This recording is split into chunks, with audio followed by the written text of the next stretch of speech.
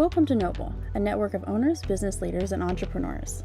Here, we focus on the 5 stages of business: launching an idea, establishing a business, hiring employees, creating leaders, and then expanding your impact. We hope you enjoy today's session. Well, hello, everybody. I think for some of you, I might be the last thing standing between you and the holiday weekend. So we'll get right into it. I this better be good, right? I think somebody's in Tempe, Arizona. God bless you. Thanks for getting up this early. I'm glad to have you here.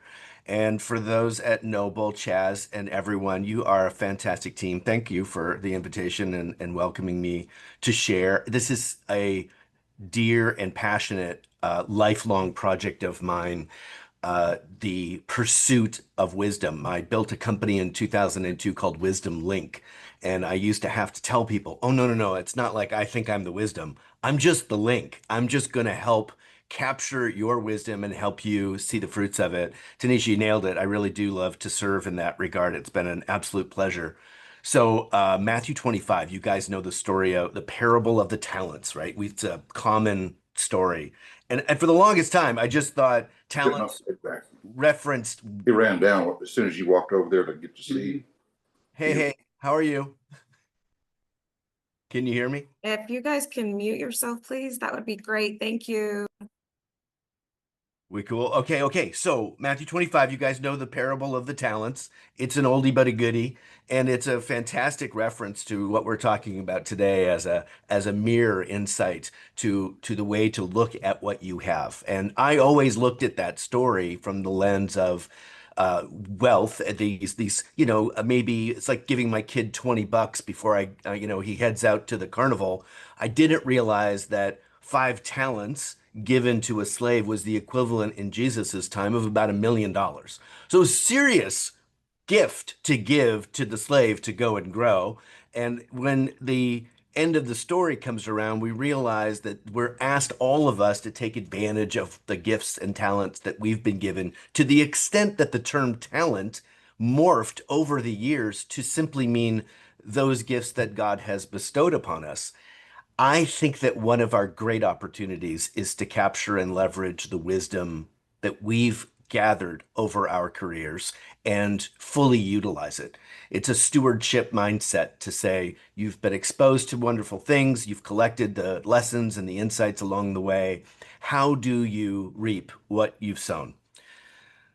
I'm going to walk through some examples for you today and show you some of what's going on, but I have to couch it first in when it is. We are living in interesting times. You know that. There are 3 mega trends that are informing the way that business is conducted today. They present a once-in-a-lifetime opportunity. The first one you know about a great deal. If we're in the wealth management, insurance space, or anything concerning finances, accounting, anything, you're hearing and talking a lot about this magnificent wealth transfer. The $70 trillion estimated to be cast over as the largest demographic in the world's history are moving into retirement. You probably also know that the boomer generation own 70% of the small businesses in the United States, at least the ones with employees. And at that pace of retirement, that's where a lot of that engine is generating wealth transfer.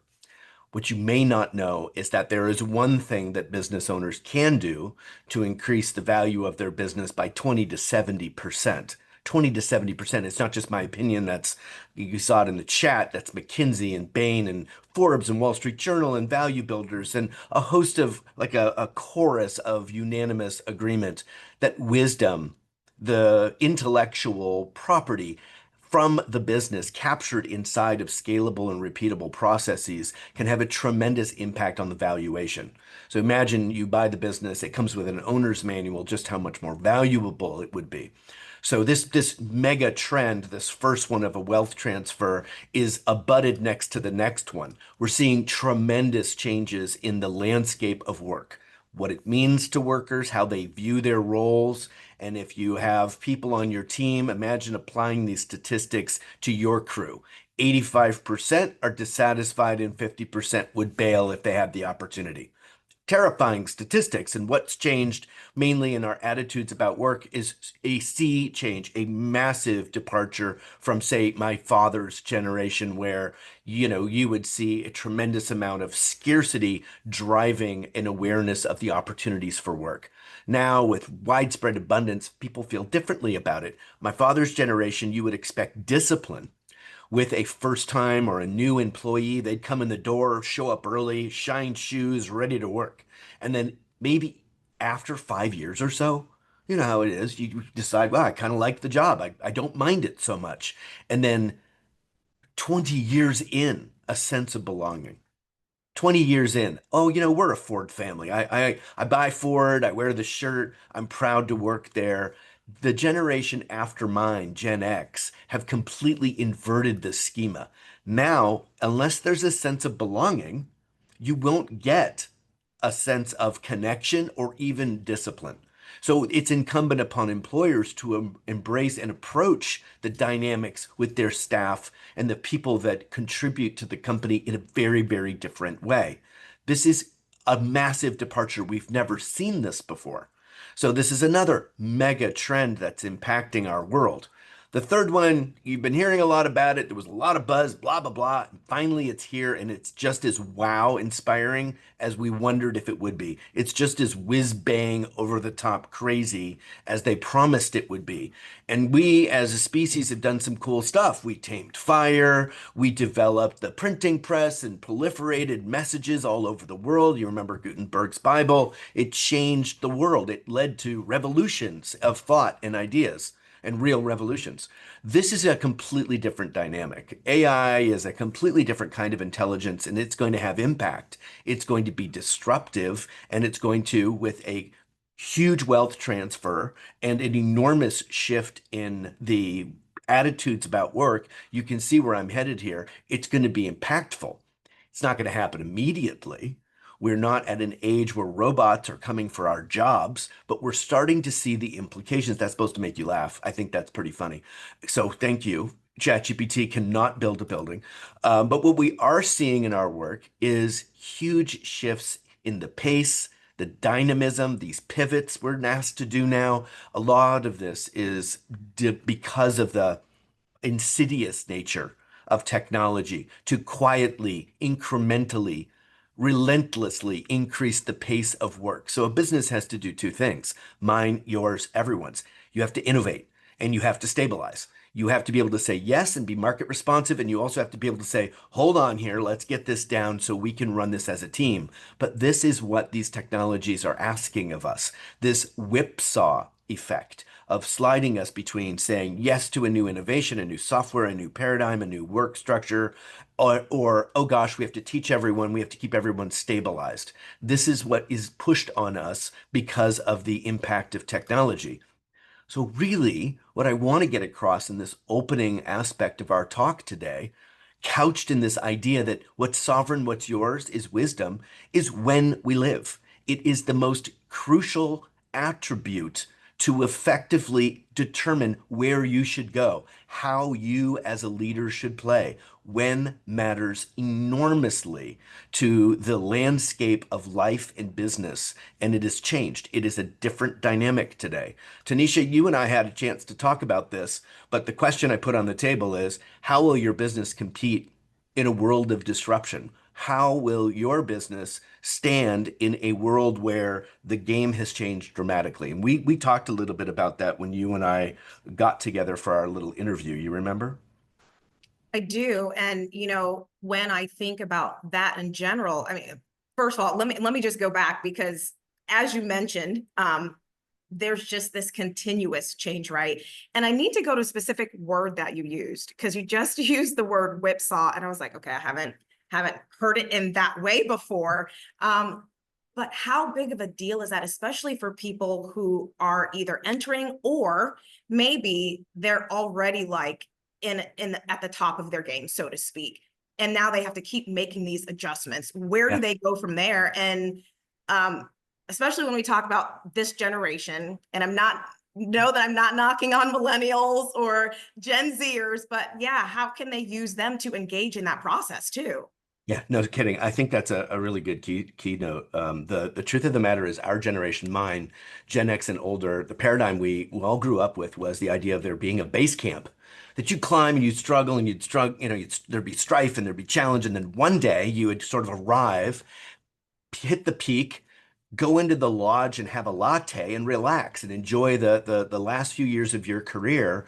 And I think the paradigm now is a completely different one. It is a mountain climber's world. You have to just accept that you are always going to be climbing and saying yes to the requirements, but it does keep you healthy. It does keep you focused. It does keep you hungry.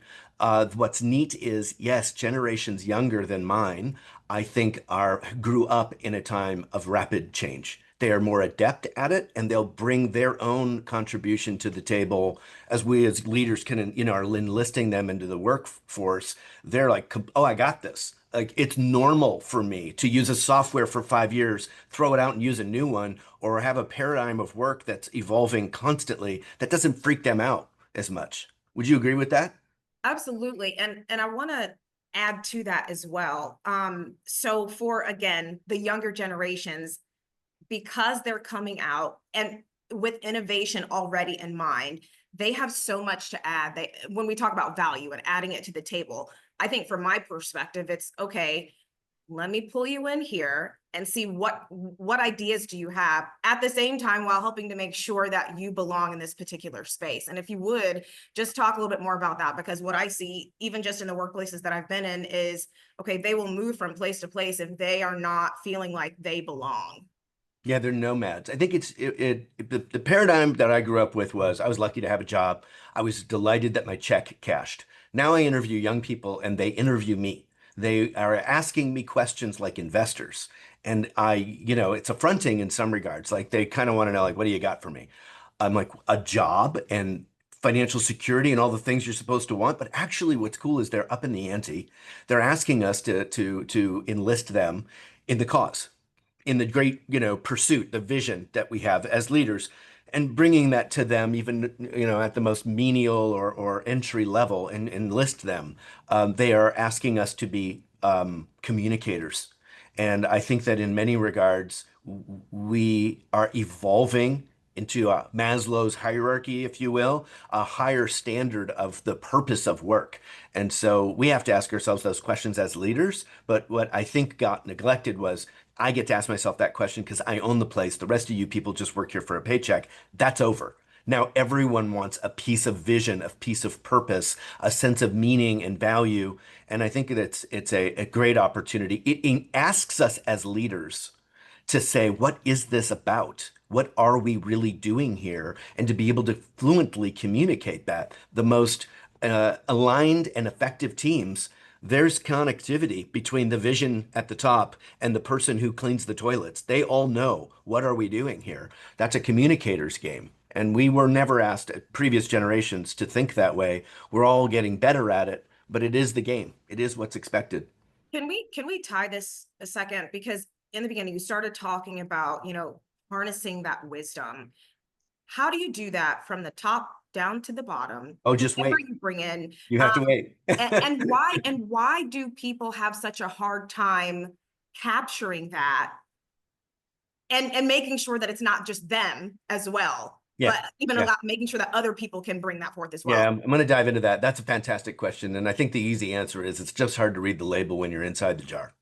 It's hard to do it for yourself. I mean, everybody recognizes that you normalize these things. My clientele were really successful. I didn't go in and sit with them and help them because I was smarter than they. They were 25 and 30-year industry veterans.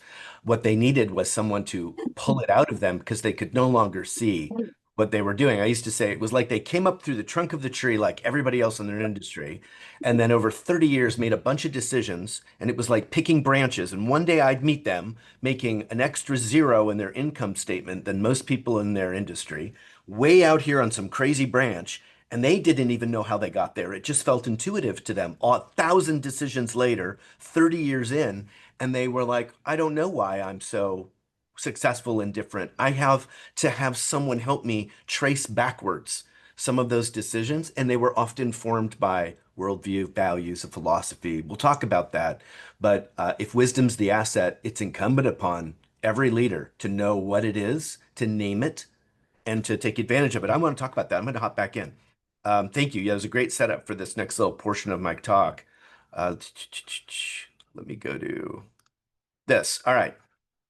So, how's your business going to compete in a world of disruption? And my thesis has been, well, there's wisdom and there's stuff. We've seen in the financial services industry just rampant commoditization. And by commoditization, I just mean downward pressure on price and sort of the ubiquity, creating a sort of apathy from the consumer's perspective. Yeah, I've got a guy, or I already have somebody who does that, just kind of robbing the uniqueness in the role. And to add insult to injury, robo-advisors in the wealth management space have fully commoditized this. But there's still something unique about the human component, and that's the wisdom in the organization. In fact, in a world of robots, in a world of machines, they're going to gobble up all of the stuff that we do. They're going to take over routine aspects and tasks that don't require a high emotional intelligence. They're going to gobble up the things where, they can be algorithmically designed, but there's still going to be this space for wisdom. I call it a human advantage. That's the sovereign area where human to human we can interact. The best story I can tell about this is actually Wealthfront, or maybe it was Betterment, actually. They had rolled out this robo-advisor and everyone was talking about it. Good grief, they're going to cut us right out of the equation. Young people don't need people. They're going to go online and get their wealth management done there. And guess what happened? They ended up hiring advisors. Sounded like a cool idea, but they couldn't make that dog hunt. People still want people. And if we can capitalize on the human connection and showcase it, you'll always outpace the technology because it's still us. We're still different in that we are human, and humans like interacting with humans, especially for high threat conversations, high trust dynamics, like talking about your financial future. So we are sovereign and we can capitalize on it, but it's a different game. You got to be smart about it. So if wisdom is your company's greatest asset and competitive advantage, if that's true, if you believe that that is in fact yours, it is unique to you and your organization, how do we capitalize on it? That's the next chapter of our conversation. So before we dive in, I have to kind of lay down some tracks. What does wisdom mean? Like somebody's sitting on this phone thinking, this guy's talking about Socrates or Plato. Like, what is he talking about? Let's just lay down some vernacular and nail it. The bottom here is data. That's just unstructured data. It gets matured and structured. That becomes information. It gets packaged into books or narrative. It becomes knowledge. But wisdom is the peak of this because wisdom is matching it with experience. So here's a quick definition for all of you, just to prove you have it. To say it doesn't matter how much you make, how long you've been in the game, you can have wisdom. Wisdom is knowledge and experience, but it's multiplied by reflection. So stuff, you can go read books, you can learn from YouTube. That doesn't make you not wise. It might make you smart, it might make you clever, but you get wisdom when you have scar tissue. When you've done things wrong, like touch the stove or fire the wrong person or hire the wrong person or whatever the story is, if it hurt a little bit, if there's an ouchie there, but you never thought about it afterwards and learned from it, you don't have wisdom. You just have a litany of mistakes. But when you reflect on it, when you incorporate that into a shortcut for decision making, when you've optimized that lesson and turned it into something internal that guides you, that becomes wisdom and that's portable. That's what your clients will pay a premium for. That's what the hotshot young person that you joined your team doesn't have. They can be clever, they can be very smart. Wisdom comes through experiences and a deep reflection about what they mean and how to build predictive models so they don't keep happening. That's the asset you have. You use it all the time. You just call it common sense. It isn't common. If you've been at it for a long time, you're moving through space and time differently because you've accumulated some know-how and you've turned it into shortcuts and hacks. I'm going to share with you how the top 1% do this, how they scale, how they differentiate, how they attract talent and operationalize and even sell their business. Why? Because I got to sit in the room with these folks. I had the privilege of working with some of the world's most successful entrepreneurs. They had wisdom like you have wisdom. What they did was they thought about it differently. They understood that it was a prized, valuable asset. It wasn't just because they were successful because they looked at it this way. So it accelerated their growth. It kept them from making the same mistakes over and over again. And as a corporate asset, It's incredibly valuable. And so what we're going to look at is this top-down organizational design. Tanisha, you brought this up. We'll talk about this in a second. This is how most organizations are structured that I have worked with. This is the corporate model. Top-down organizational design is basically how everybody's business was built, starting around the time of like the, 1850s and 60s. The railroad and telegraph companies instituted a paradigm shift in structure. Most organizations were cottage industry, but they said, how do we organize a corporation when there's 30,000 employees and we're laying down track across the continental United States? They borrowed from the military. So this is command and control structure. This is senior leaders at the peak of the pyramid, calling the shots and everyone executing on it, just like an army. Generals on top, foot soldiers executing. It's a great idea for a while. It breaks down at scale. It breaks down in a small business because of the pace of life in the 21st century. The model here is a bear trap for most small business owners. This doesn't actually work so hot. It sounds cool. It's how you were taught how to run a business, but the game has changed and we needed a new model.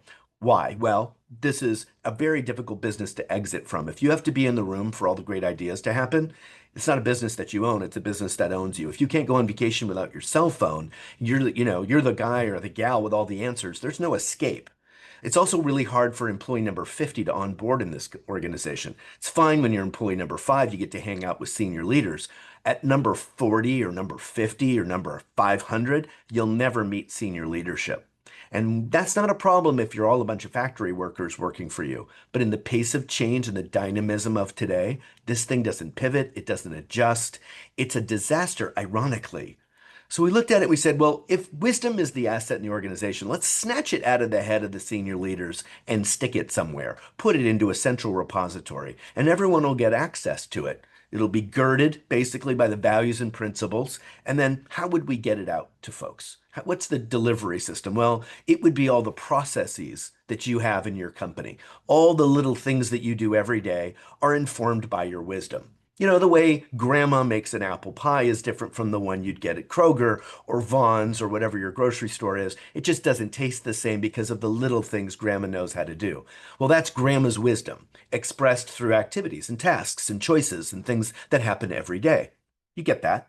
When we looked at this, we thought this is marvelous. We'll take the wisdom, we'll put it someplace central, and then everyone can access it and get smart just like the founders. Sound like a good idea. What we failed to recognize is just how silly this is. It's still top down. We suddenly connected the dots and said, my God, we're a team. We've got wisdom throughout the organization. Why not pull it from the bottom too?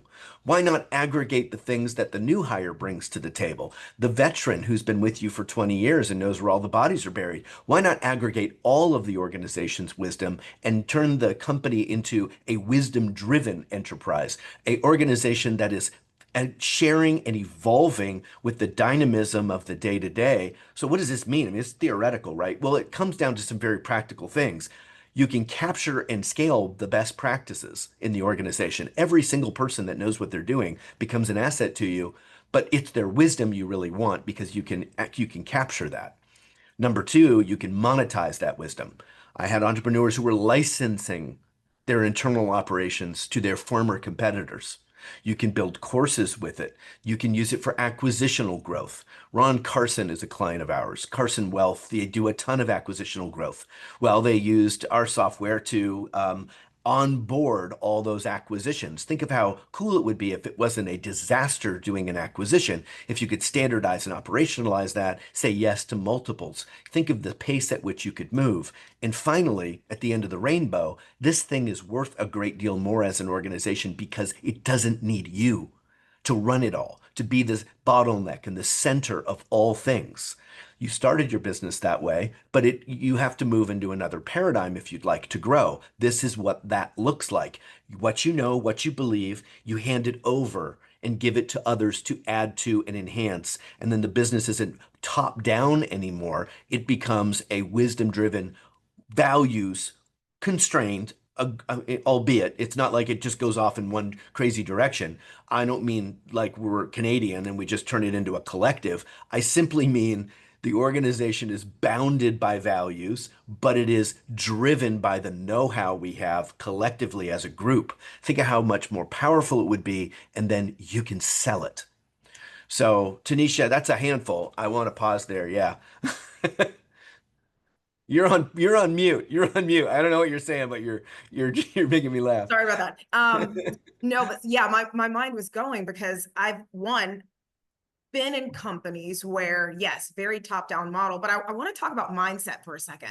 Because when I got to a place where it wasn't that, it almost was like there was resistance on my part because I was so used to being in a top-down model.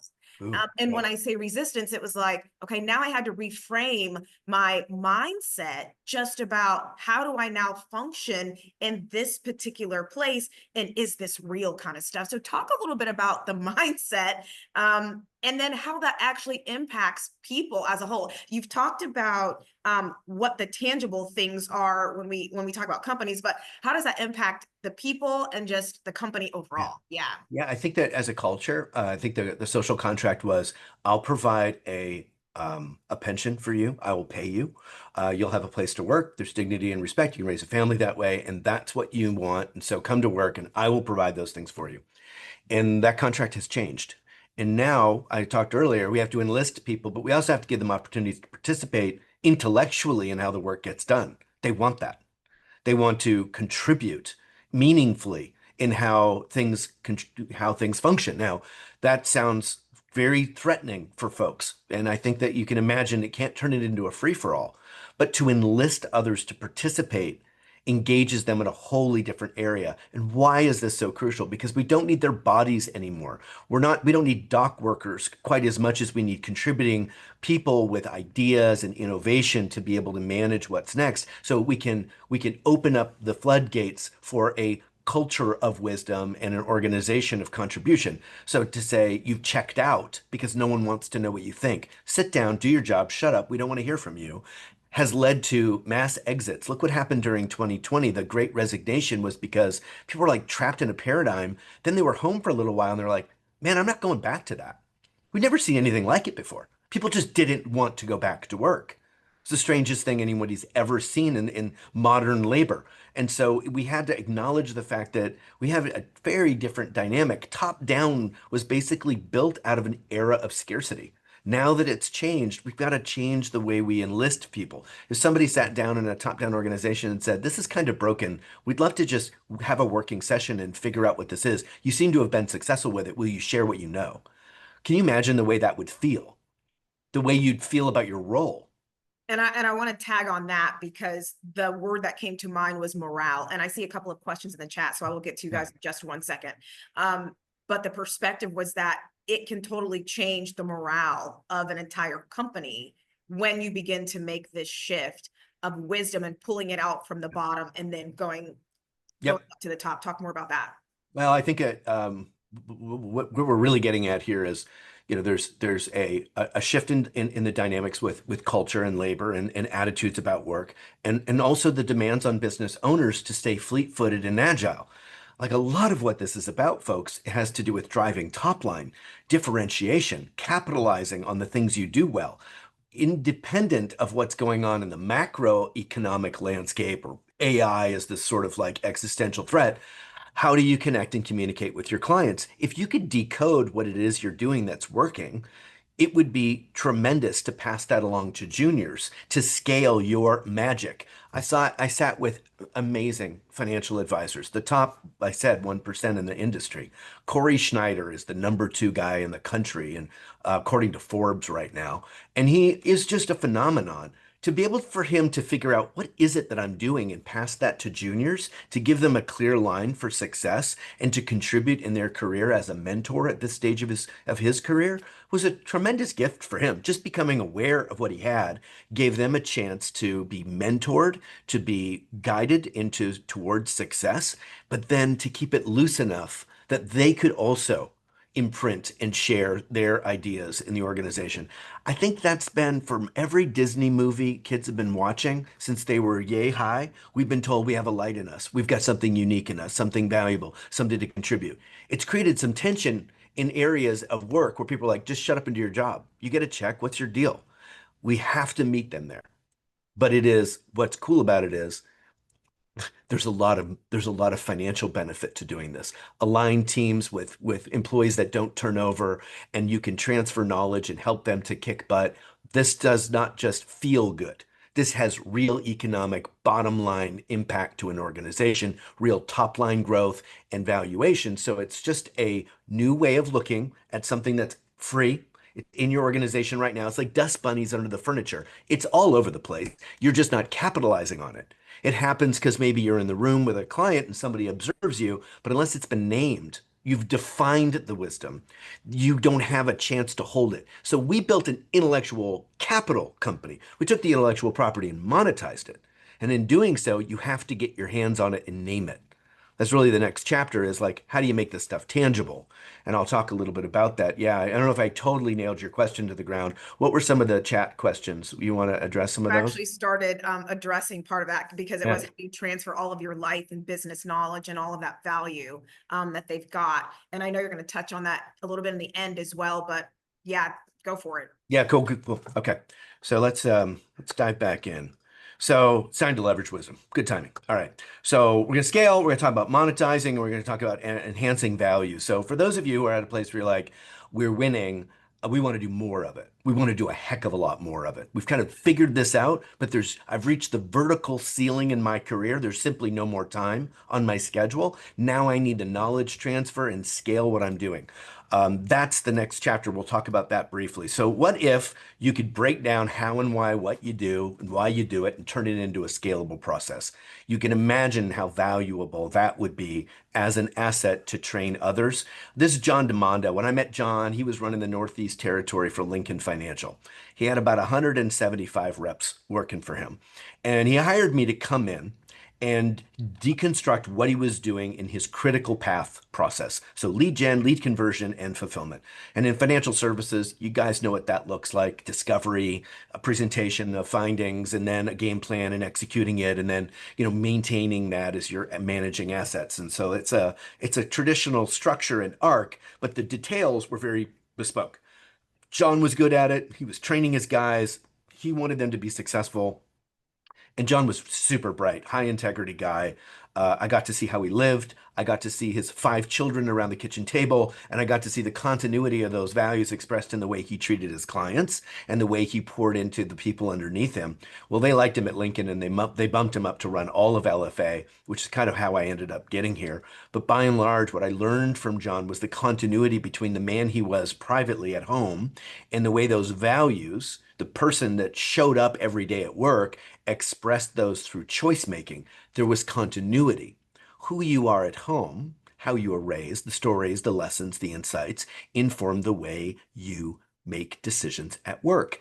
Getting on top of that, we'll call that metacognitive or epistemological thinking if you want to get super freaky.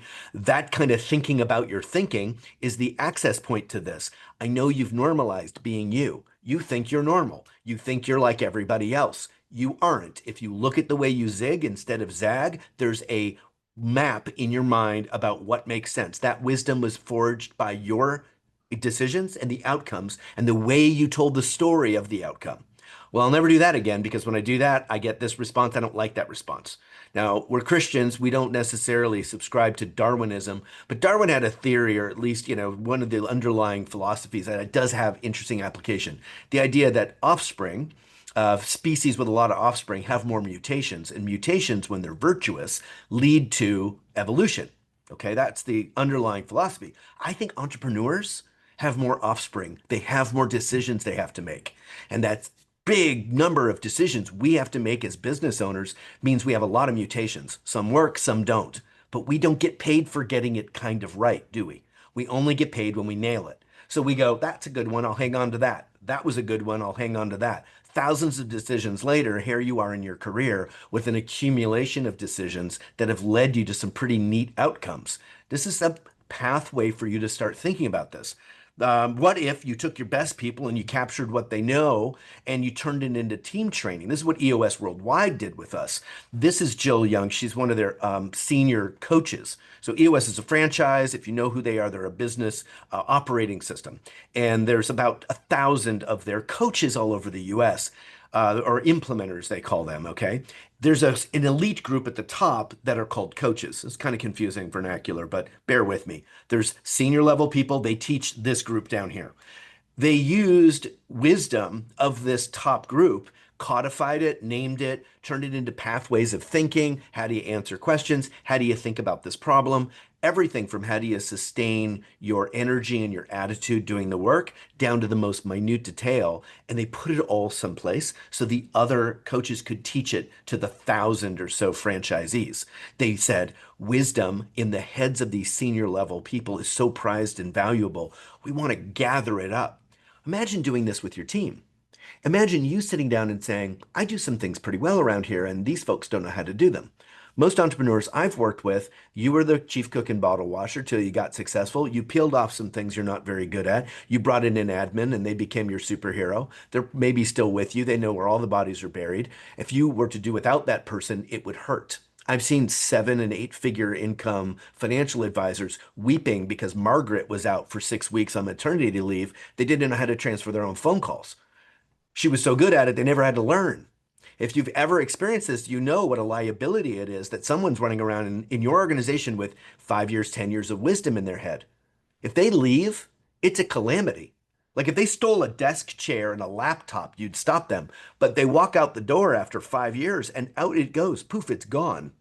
You come to find out you've been renting their wisdom the whole time they've been working for you. So it's interesting. It's not just your wisdom as a corporate asset, but collectively, right? It's all the things going on in the organization. It's not so terrifying when it's, I know how to do this, so I'm here. It's not a big deal. Margaret knows how to transfer phone calls. Oh my gosh, what if she leaves? What if she's sick, takes care of her mother? But you also have to transfer knowledge to the next chapter of your career. That's when you start hiring juniors. Then it's not you just delegating stuff you stink at anyway, like returning emails and managing, the payroll. No, no, no. Now you're teaching juniors how to do what you know how to do. And you come to find out you do it on automatic mode. You do it instinctively. You're not even aware sometimes of the decisions making sense to you at lightning speed in your head. You're going to have to break it down and you're going to have to map it out. I'm going to talk about that. But if you could imagine scaling the wisdom in your team, how bulletproof your organization would be and how much faster you as an organization could pivot, adjust to change, onboard newbies. This is the value proposition of capturing this stuff couched in process. Yes, it's true you want to capture stories and you want to capture the why, but also the how. Just go back to a recipe.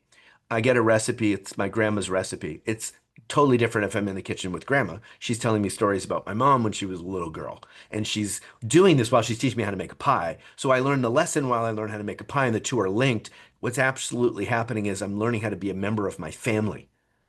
I'm getting values and heritage while I'm learning a discrete activity. That's apprenticeship. You might be moving too fast for apprenticeship. And so, I remember New York Life, they used to teach guys how to shine their shoes and tie a tie. They don't do that anymore. They give them a phone book and they go, figure it out.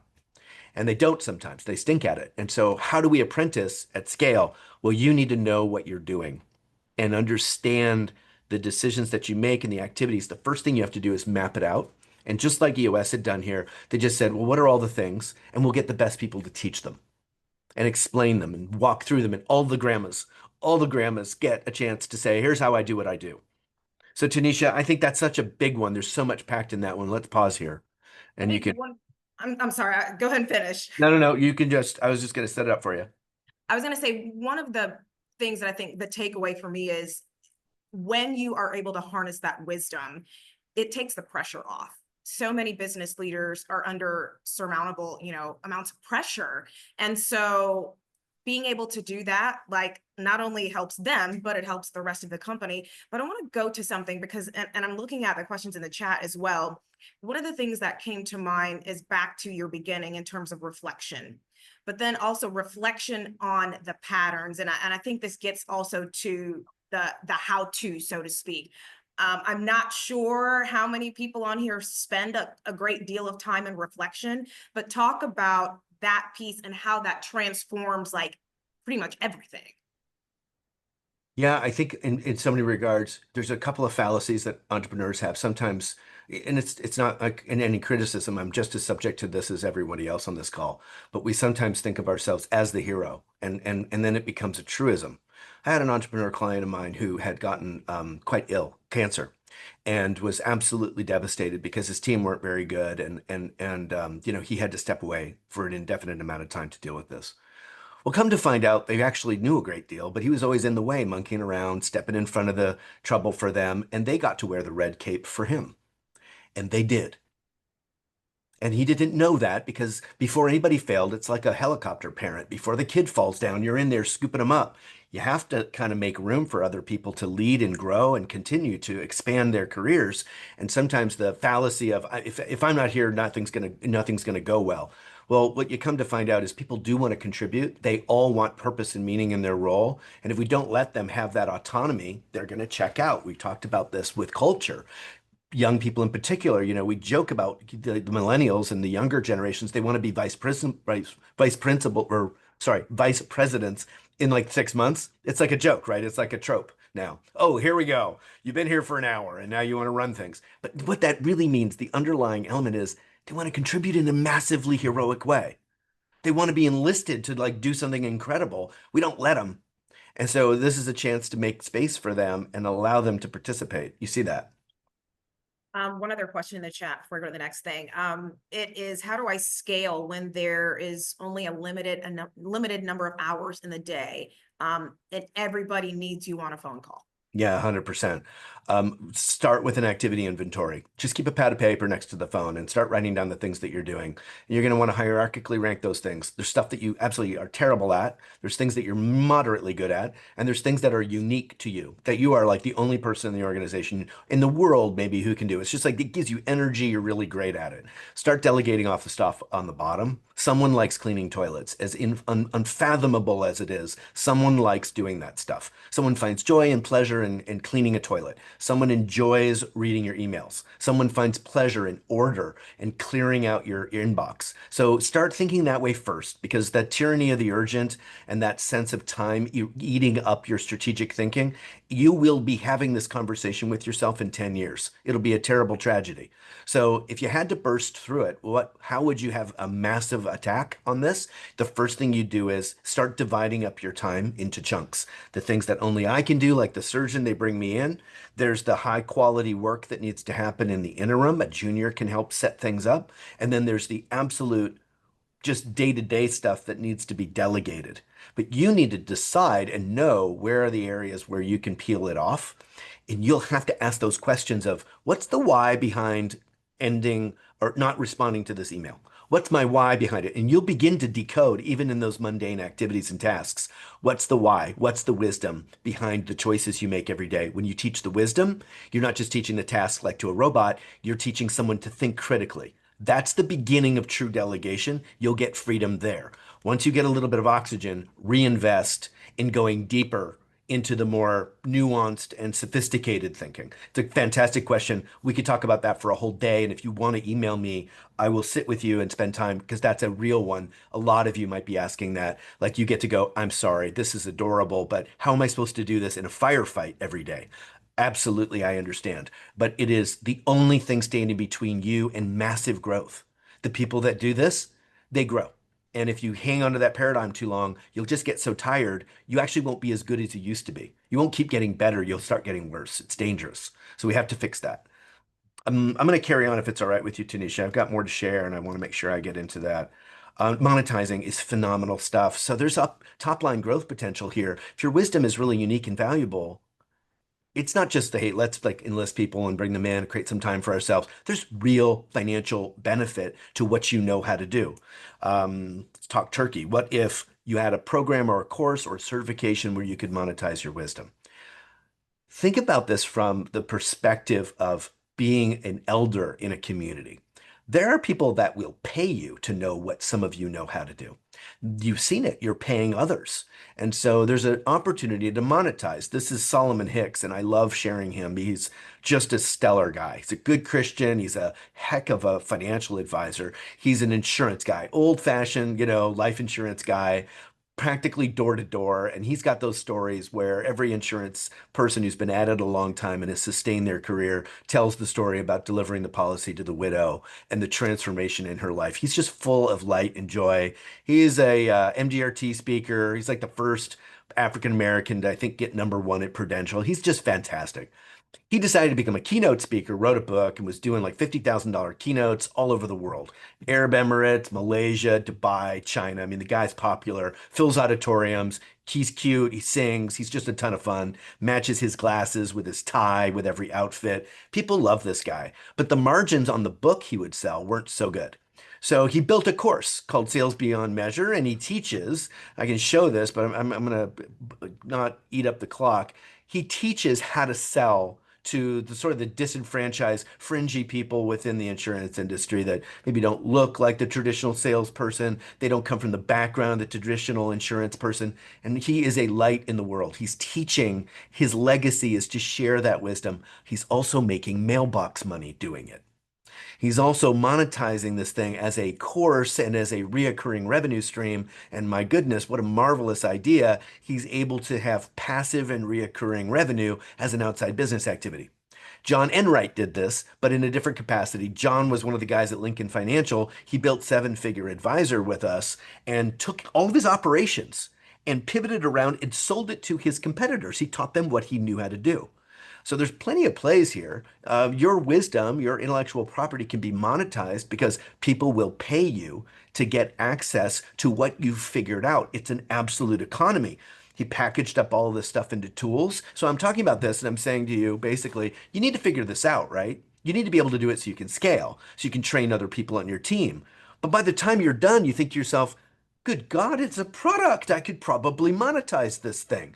I could package it and I could pivot and I could monetize this to a community of people who might pay for it. These are some of the things our entrepreneurs were doing. These as collateral tools to differentiate themselves with their clients. And then they realized we could pivot this stuff around and communicate with our industry and license this stuff up to the folks who used to basically be our competitors. So your intellectual property weaponized in this capacity can be a very cool value proposition. And then we kind of get to the final coup de grace. All this effort, guys, it's going to help you sell the business for a higher multiple. So if it's ugly backstage operations stuff, how do we take out the trash and set the thermostat on the weekends, down to how do I do a discovery call?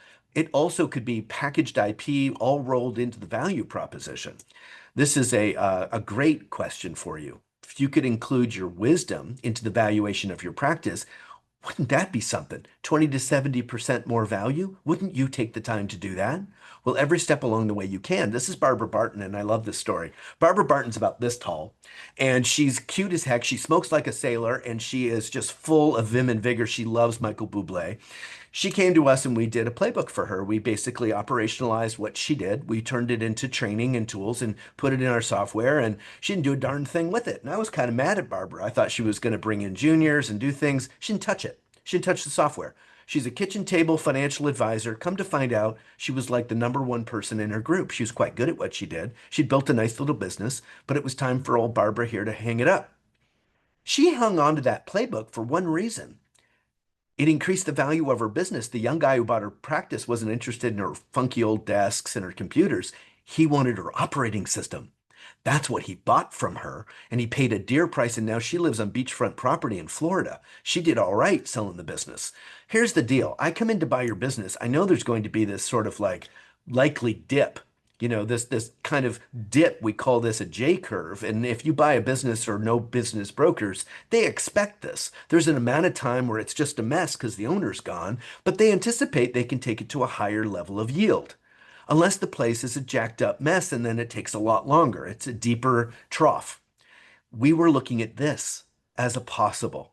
And think of the implications from how attractive you'd be as a business. Think about your customers and your clients and how much more valuable their businesses would be. If they took the time to just slow their roll for a minute, capture their operating systems, and put them somewhere so someone could access them. Like I bought this house from this guy who was a pilot.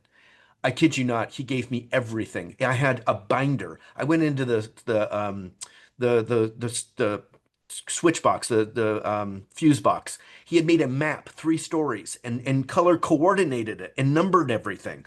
It was like, I mean, think about what I was buying. I wasn't just buying the walls. I had the history of the building. He had a map where all the um, um, sprinklers were all over the lawn. I mean, it was an amazing, like all the trees, what they were called, everything, everything. And I thought, what an amazing way to enhance the value and create confidence in me as the buyer. It's the same value prop for you all. If you're going to be selling your businesses ever, if you're listening to this, you're thinking, I got 10 years in this crazy economy, that's about the size of it. I watch financial advisors, folks who have been telling people not to sell emotionally for their careers, sell emotionally themselves during the '08 crisis. They were flipping out. The wife had been retired. They were like, I'm out. This is ridiculous. Selling their business at the bottom of the market. Take the time to think about this because every step you make in this direction will enhance the value. So let's get down to what if last time. There's a roadmap and a software for doing this work, and you learned about it right now. So I'm going to walk you through what this looks like. Not a sales pitch. This is all not to sell you something. This is just free advice. How do you do this? You need to start with your critical path. So the critical path in a business is lead gen, lead conversion, sales, and then fulfillment, how you deliver services. And for most financial advisors of every stripe, there's a discovery meeting, there's a proposal of findings, there's the institution of that, and then there's maintenance aspects involved. And so we see some similarities, typically a 5-step process. You want to start thinking about yours and start mapping them out.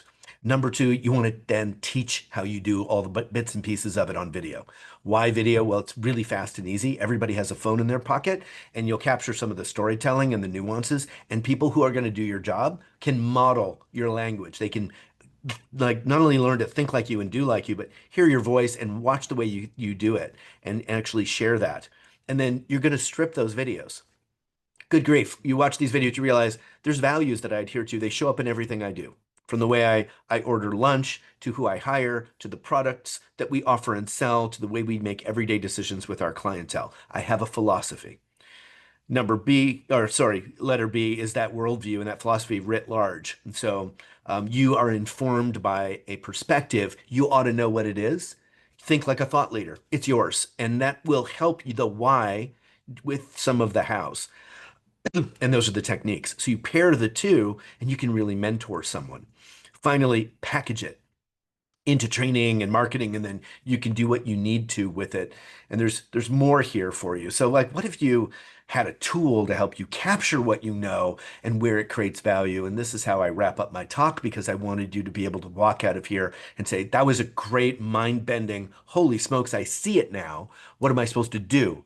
This tool will help you. It's free. There's no gotchas. It doesn't turn into a marketing thing. It's literally a free tool for you to take inventory of your wisdom. What are the things that you know and how do they create value for others? The closer you get to it, the more you're going to realize a couple of things. You are a weirdo, wonderful, marvelous, distinct, and unique. You are. It's not a happenstance that you think about things differently than most folks. That's why you've been successful.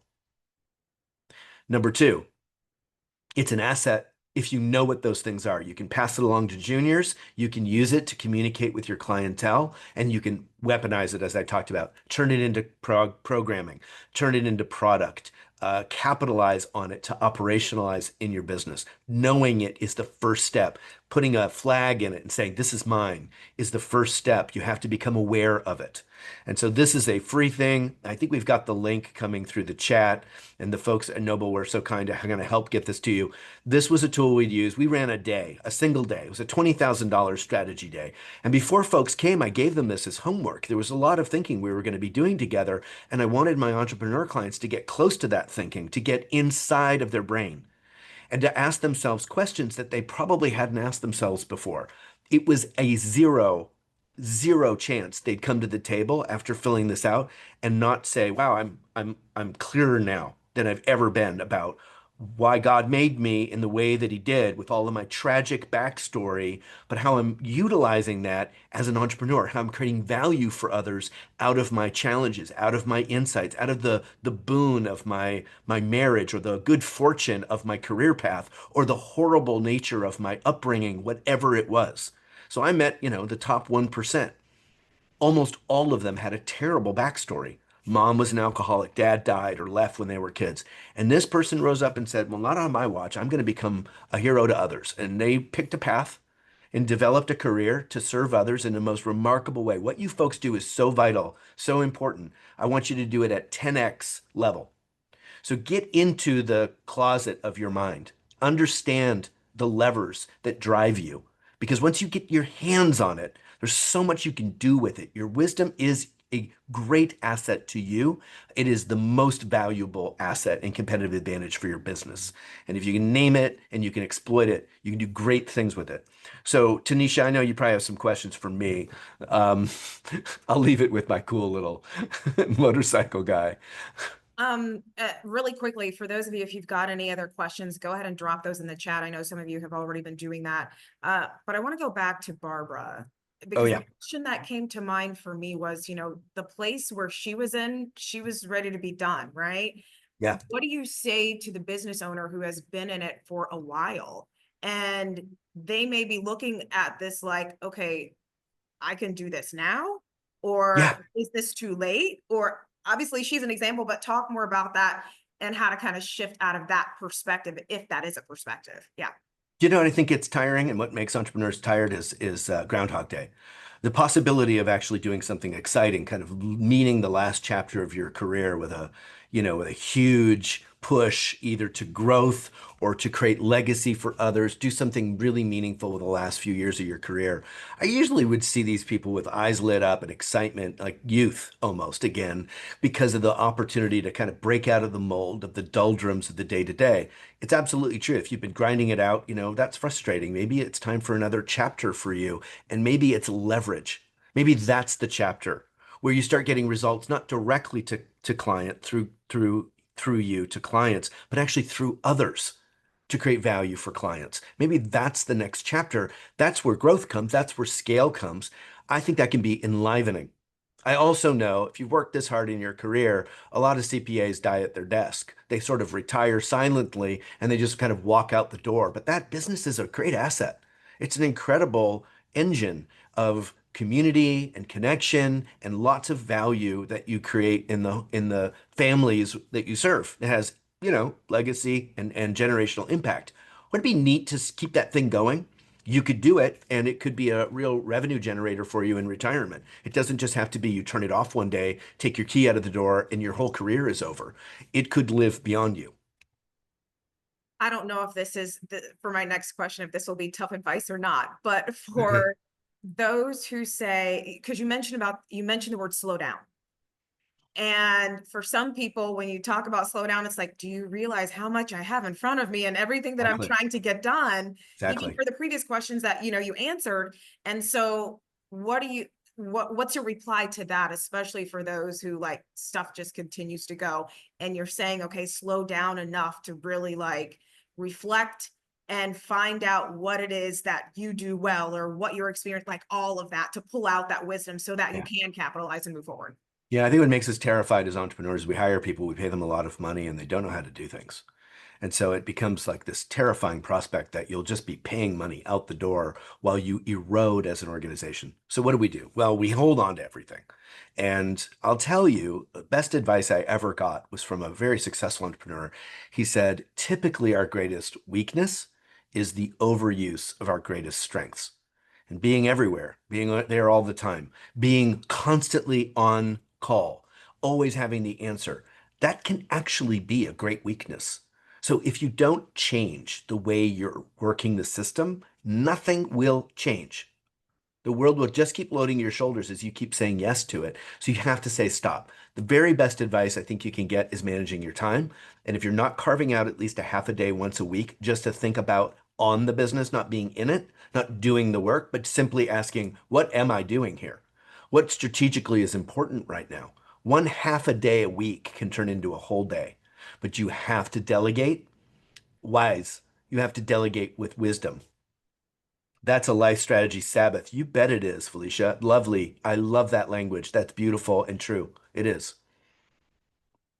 Let me go to a question that was asked earlier. It said, can you explain why a culture of wisdom can be threatening? Yes, I can. That sense of control possibly may be where this one's coming from. Were you to hand that over to the team, would you be as relevant anymore? Would you be the vital bottleneck that you are, traffic cop for, is that a good idea, or should we do this or that?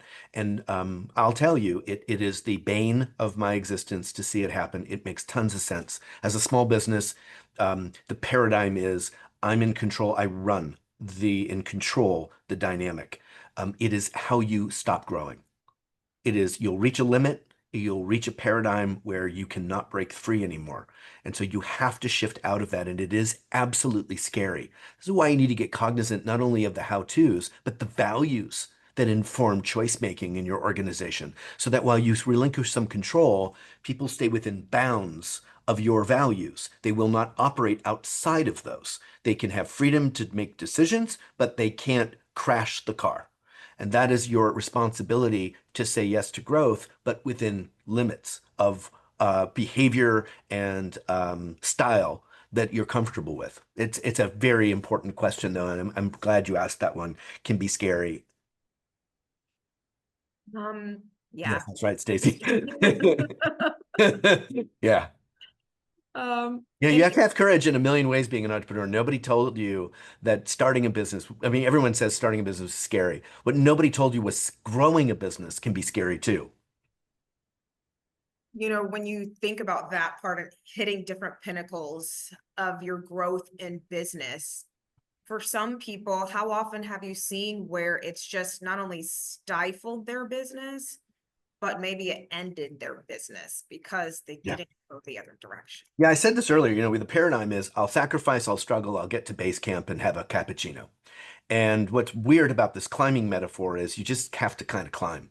And that's what you signed up for, and that's the truth. So how do you climb well? Because if you constantly have to climb and you don't just get to pause because you'll slide back down the mountain, how do you do that well? And I don't like those terms. I like the idea of having a lifestyle business and it all being easy peasy. It's just not the world we live in, and we might as well tell the truth about that. You don't have to think about it like you're trying to build an empire, but you can be smart about a lifestyle business where you have some time freedom, where you have the flexibility to work with the people you like, as clients, and hire people that you enjoy and see them further their career without breakneck insanity. That is an operationalized business, not one that needs you in the room. I know that I'm beating a drum on this one, and I don't mean to berate any of you. It's easy to fall into that trap, though. And when it feels so good that you get to rescue everything, it's addictive. Your nervous system gets kind of attached to it. Dan Sullivan is a mentor of mine from Strategic Coach, and he has always said sometimes entrepreneurs are really good firefighters, so they also become arsonists. That's a good one. Yeah, it's a goodie. Yeah. Definitely something good to think about. All right. Any final thoughts before we get ready to wrap up here? Sorry to keep you guys so late. No. Final thoughts for you, Jon? Oh, from me? Oh, I don't have any final thoughts. They just keep going. No, I enjoyed being here with you. You are a gem and a blessing. I loved getting to know you, and you did your job today so well. It was such a pleasure being here with you. Thank you, Tanisha. You do an excellent job of these. And for all of you, I can't see all your questions, but I'm delighted you stuck around with me. I hope you have a fabulous holiday weekend. And any of you would like to just pursue this conversation with me, I love to serve. It's my ministry to be aid and a resource to entrepreneurs. And so if I can help at all with resourcing or tools or ideas or introductions, hit me up. I do enjoy that. It's not an imposition, not a sales pitch, just how I like to roll. And Chaz knows that. That's why he was good having me on.